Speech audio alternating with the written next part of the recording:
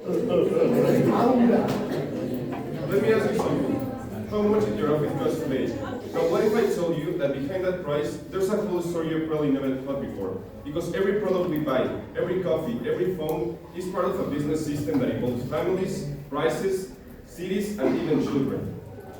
Brands like H&M, they don't just sell clothes. They influence consumerism. They react to inflation. They change neighborhoods through gentrification. And sometimes their supply chain involves children. So today, we're not just talking about business. We're talking about the real cost behind what we consume, and whether we're just consumers or part of something bigger. We're assistants from Group 603. Our mission is to show you the real impact behind business in everyday life. And by the end of this presentation, we want you to see that business isn't just about profit. So let's begin.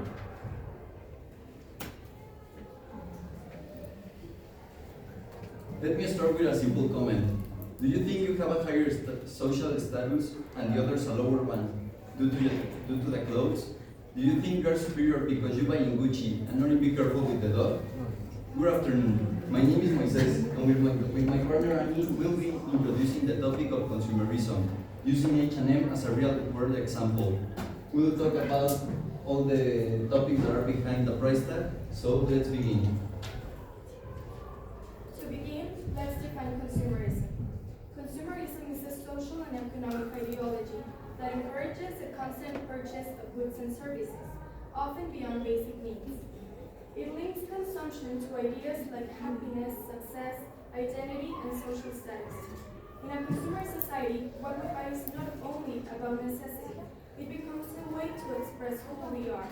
This is where brands like H&M enter and play a key role. Affordable, trendy clothing that allow people to update their image and feel in style. At its core, consumerism is the belief that more consumption is good, that buying more will make you feel better, even buying things you don't want, just to fit in. Companies respond to consumers' demand, while marketing shape what we think we want. H&M is a perfect example of these cycles. New collections arrive every season and bringing new clothes every twice a week, encouraging the customers to buy frequently, even when they don't truly need new clothes. Fashion stops being about durability and becomes about the speed and novelty. This creates a loop.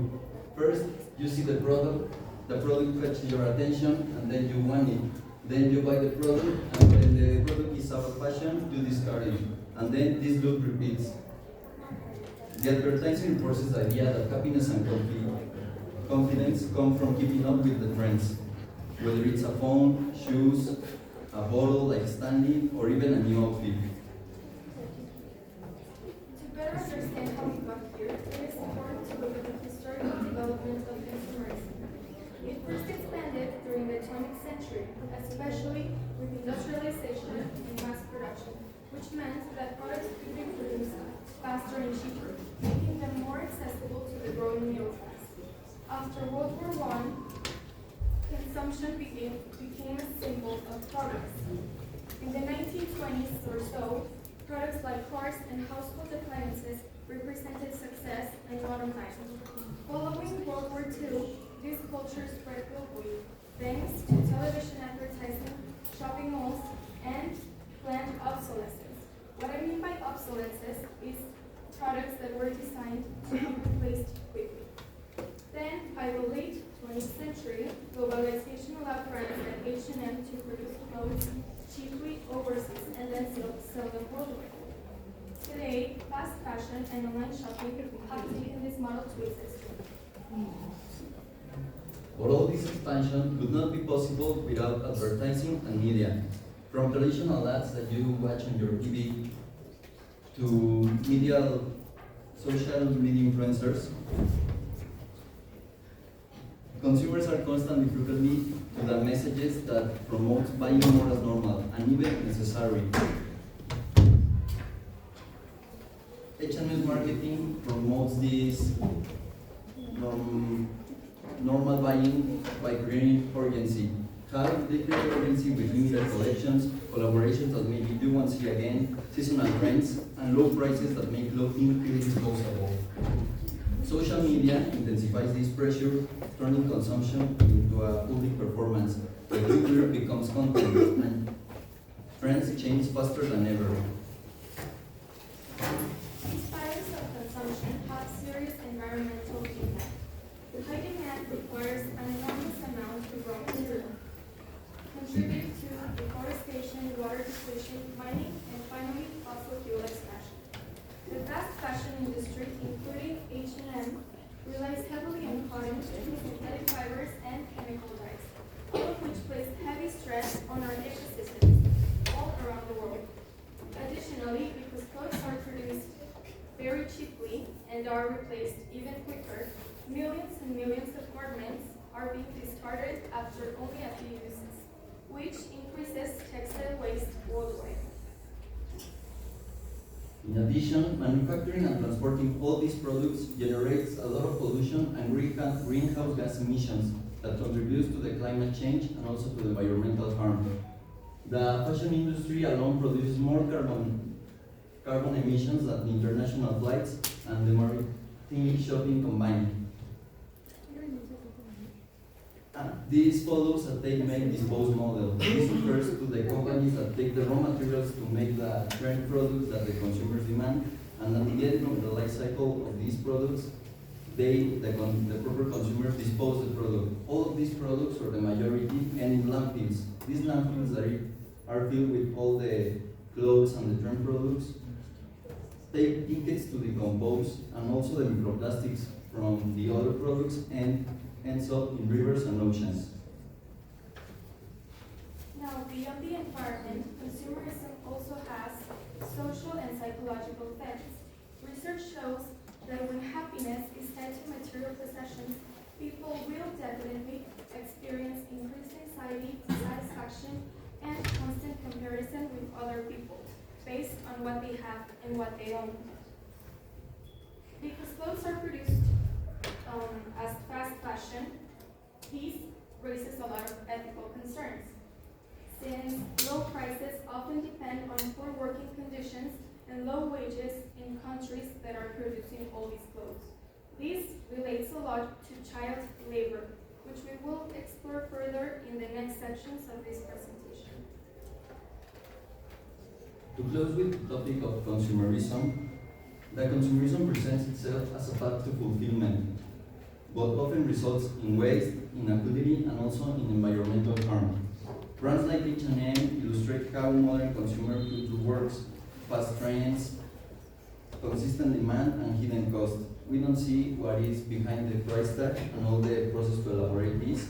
And also the consumerism has supported the economic growth, the long-term consequences that all the process to make these products green, and also force us to think about quantity and not quality.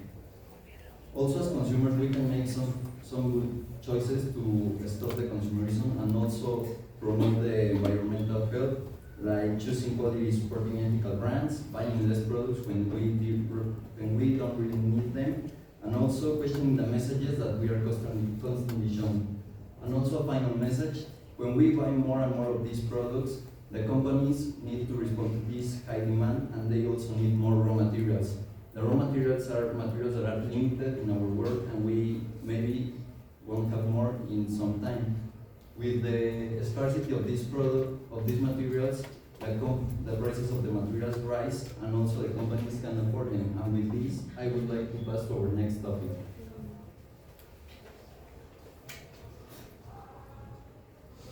Have you noticed that buying clothes feels more expensive now, even at stores known for being affordable? We're Danny and Mitch, and today we'll begin by explaining inflation. From there, we'll examine how rising costs impact on pricing, production, and consumer behavior within the fast fashion industry. So inflation is the general increase in prices of food and services. Therefore, if inflation rises, the purchasing power of money decreases. In simple words, it means that with the same amount of money, you're able to buy less than before. Inflation matters because it affects businesses, consumers, governments, and households. For consumers, it increases the price of living. As things cost more, people need more money to afford basic goods and needs, which businesses, it increases the production costs, such as raw materials, transportation, or even wages. In addition, governments are also impacted by inflation. High inflation weakens economic stability, creates uncertainty, and makes it harder for the government to be able to manage public spending and public debt. Moreover, if wages do not increase at the same rate as inflation, people will lose real income and savings will lose value over time. This is why moderate inflation is good in an economy, but high inflation may cause us big problems. There are several types of inflation. One important type is demand pull inflation, which occurs when demand is higher than supply. This leads to higher prices. For example, in housing market. If people want more houses, they're going to be more expensive. Another type is cost push inflation. This happens when production costs increase, like higher wages or energy costs. For example, when the oil prices rise, the transportation will rise and eventually food costs will increase. Finally, there's built-in inflation, which occurs when workers demand higher wages. Companies, to solve this, increase their prices.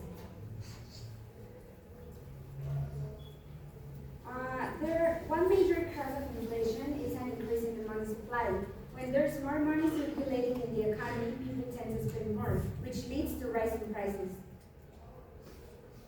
Inflation has several negative effects. For example, higher cost of living, the decrease of purchasing power of money, and as I mentioned before, savings lose value over time. Particularly, people with fixed incomes are the ones most affected by this. However, when inflation is low and controlled, it can have some positive effects. Some of these benefits may include encouraging spending and investment, reducing the real value of debt, or even supporting economic growth.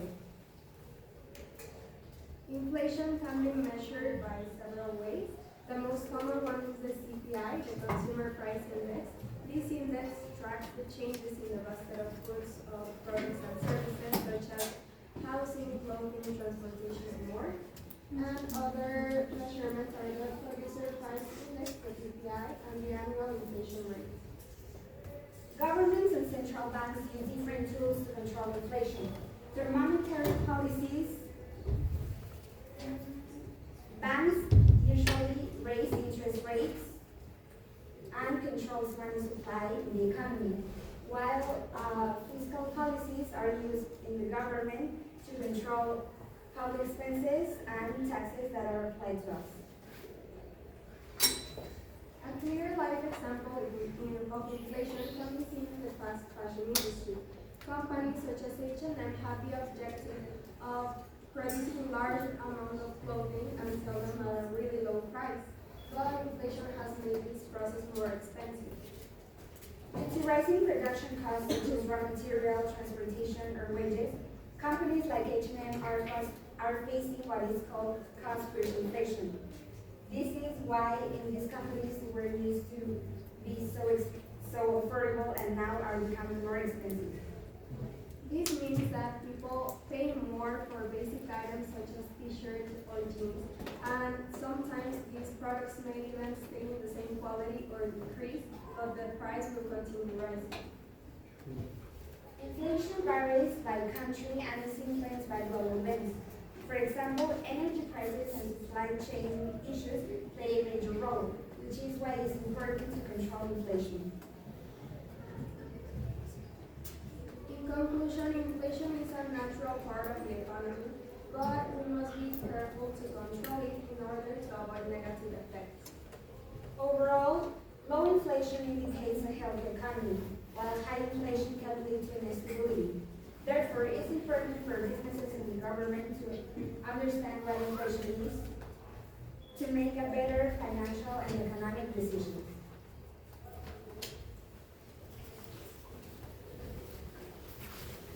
So as we discussed earlier, inflation has increased living and operational costs, altering both consumption patterns and corporate strategies. So while inflation affects prices, another structural force reshaping cities and retail landscapes is gentrification, a process where wealthier groups enter and transform neighborhoods, often displacing long-term and low-income residents as well as local businesses. To understand what gentrification is, let's go back in history. The concept was coined by the sociologist Ruth Glass, who compiled several academic essays from various disciplines that describe the physical, demographic, cultural, commercial, and economic transformations of some London central neighborhoods in 1864. In the introduction, she wrote, "One by one, many of London's working class neighborhoods have been invaded by the middle, upper, and lower classes. Once this process of gentrification begins in a district, it continues rapidly until all or most of the original working class occupants are displaced, and the entire social character of the district changes." So this process isn't just about moving in or out. It's about how urban spaces, culture, and consumption patterns are reorganized around economic powers and consumer preferences. So in other words, gentrification does not only transform who lives in the neighborhood, but also what kind of businesses survive there and who those businesses are designed to serve. So this leads us to what scholars call commercial gentrification, another dimension of the phenomenon that focuses on the retail landscape. Commercial gentrification refers to changes in the retail commercial environment, often when upscale or global stores progressively replace local independent businesses. Researchers explain that rising rents, increasing property values, and higher retail turnover disproportionately affect small shops, accelerating their displacement and gradually transforming the economical and cultural identity of the area. So according to urban retail studies from the University of California and other institutions, gentrifying neighborhoods experience faster growth in chain stores and significantly higher closure rates among long-standing local businesses. So as rent increases, family-owned stores, street vendors, and culturally specific shops often cannot survive, while multinational brands, due to their high-scale profits, are the ones that are able to continue operating. The result is called retail homogenization, when different neighborhoods begin to look the same. Instead of unique local stores that reflect community identity, we see the same brand repeated everywhere. The same coffee chains, the same fast food outlets, and the same fashion retailers, including companies like H&M. So commercial gentrification doesn't only change where people shop, it changes who the city is designed for. H&M operates thousands of stores worldwide, making it one of the largest fast fashion retailers. Its vast retail footprint means it is one of the first major international brands to enter emerging urban markets. And the urban theory confirms that the entry of chain stores, especially global brands, correlates with neighborhood retail change. Here's where the connection begins. Number one, retail homogenization and foot traffic shifts when H&M opens a store in a formerly local shopping district. It introduces a standardized global retail brand that attracts higher spending consumers, increasing rents and property values for both retail and housing nearby, as landlords anticipate higher profits from international companies and franchise businesses. This is a core driver for commercial gentrification, when small shops can't afford rising rents due to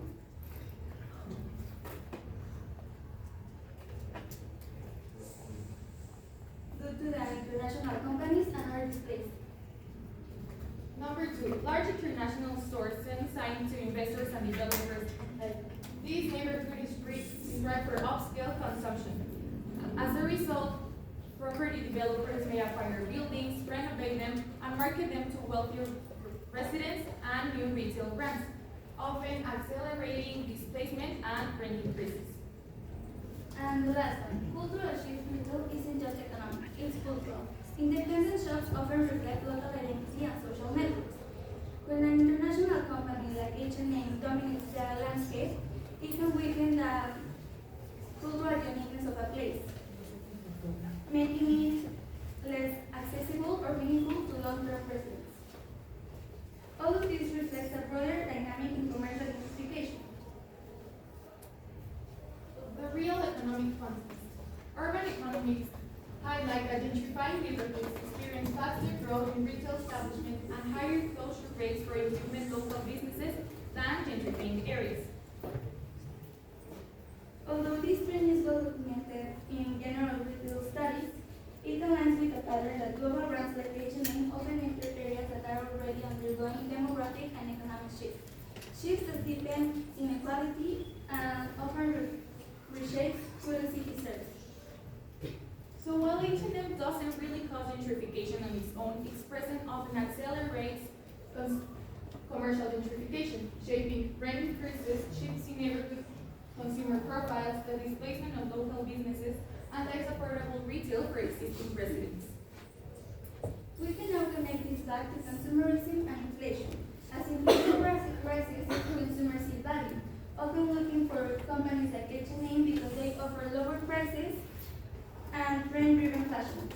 Increasing affordable clothing strengthens the brand market power and retail presence.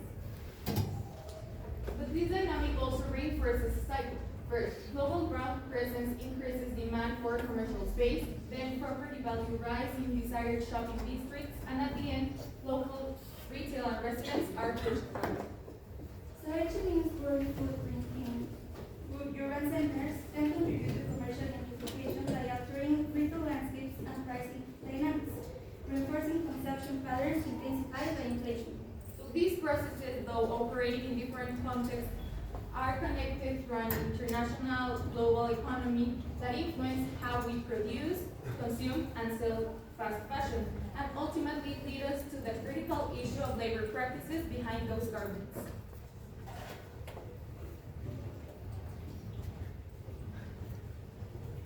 So after talking about gentrification and how big companies can transform entire neighborhoods, there's another hidden cost of globalization we can't ignore.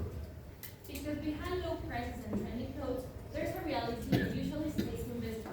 Child labor is the use of children for work that is harmful for their physical and mental health, prevents them from going to school, and takes away their childhood and basic rights. Let's look at H&M, one of the biggest fast fashion brands on the planet, with thousands of stores and millions of customers. According to the International Labour Organization, around 160 million children are involved in child labor, and many of them work in industries like textiles and clothing. H&M produces clothes through suppliers in countries such as Bangladesh, India, and Cambodia, where wages are low and poverty forces families to make difficult decisions. In this context, children may work sewing, cutting fabric, doing finishing tasks, and sometimes for 10 to 12 hours a day instead of being in school. And this is closely linked to consumerism. Fast fashion pushes new collections every few weeks, which creates extreme pressure to produce faster and cheaper.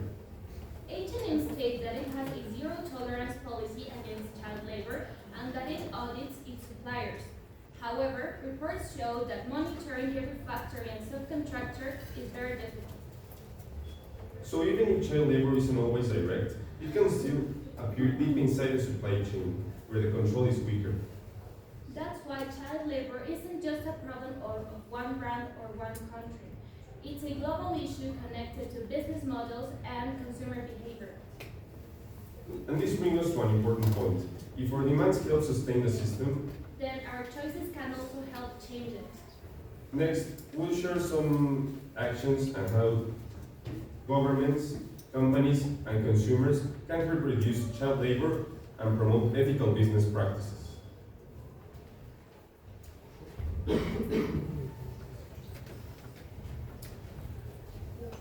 So after examining all these topics, one conclusion becomes unavoidable. These phenomena are not separated. They are interconnected outcomes of an economic system driven by consumption, corporate strategy, and public policy. In order to address all these topics, we must do three actions. First, companies such as H&M must take responsibility of the systems they benefit from. This includes transparent supply chains, fair labor standards, and reducing of the speed and the volume of fast fashion. Second, governments must strengthen labor protection, regulate international trading, and manage urban development in order to avoid inequality. Effective economic policies are also essential in order to avoid the deepening of social gaps. Finally, consumers play an important role in this. Consumers shape demand, and that's why if we choose to buy less, if we choose to buy quality products and support ethical brands, we might be able to stop recycle and stop supporting unsustainable practices. At the beginning of this presentation, we asked you how much your outfit cost. Now, the more important question is, who paid the price? Behind the low-cost H&M garment, there may be polluted ecosystems, rising urban inequality, inflation-driven pressure, and labor exploitation, often far from where the product is sold. These costs are often invisible, but they are real. Consumerism teaches us to focus on trends and prices. This presentation invites all of us to look beyond this, because when we understand the true price of what we consume, we stop being just customers and start becoming responsible participants of the economic system we hope to sustain. Thank you for your attention.